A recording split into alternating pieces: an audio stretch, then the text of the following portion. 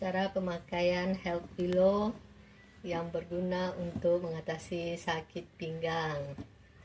Pertama-tama kita akan dikasih dua kabel. Pertama kabel buat power supply, yang kedua kabel remote.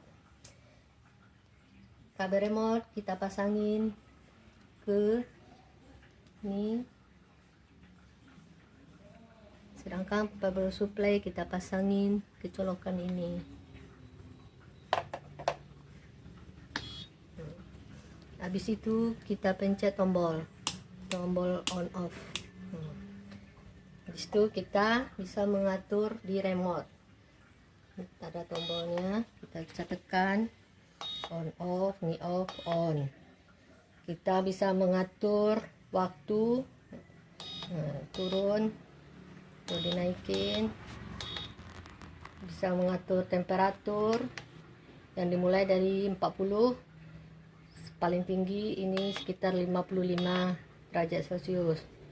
Yang ketiga, tombol auto berguna untuk mengatur getaran dari alat ini. Kita bisa pencet auto. Kalau ingin naik, getarannya akan semakin tinggi. Kalau turun, getarannya juga akan menurun. Kita dapat sesuaikan dengan kebutuhan. Posisi, sekarang kita mengatur posisi duduk kita di alat ini. Sama badan kita harus pinggir alat yang bagian tinggi.